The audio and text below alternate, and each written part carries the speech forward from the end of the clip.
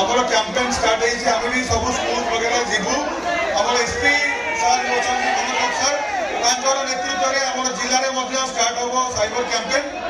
ତେଣୁ ଏଣ୍ଟରଟେନମେଣ୍ଟ ହେବା ସହିତ ଟିକେ ଆୱେର୍ ରହିବେ। ମୁଁ ଜାଣିଛି ଆପଣମାନେ ବହୁତ ଭଲ ପାଇବା ଇଆଡ଼େ ଟିକେ କାମ ଥାଉ ହେଲା ଆମର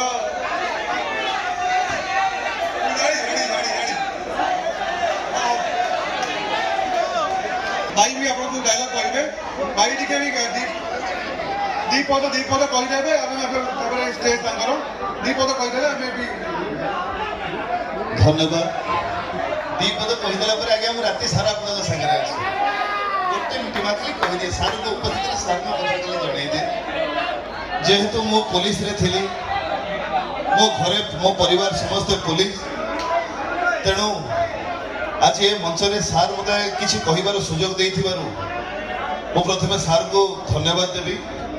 साइबर क्राइम सार कर कहवा कथा जे अननोन नंबर आसुथिबा कोनोसी लिंक को आपण क्लिक करंतु नहीं। अननोन नंबर रे आपनकर कोनोसी प्रकार ओटीपी आपण शेयर करंतु नहीं काई कि आपनकर झालबुहा धन आउ कहार नबार कोनोसी अधिकार नहीं।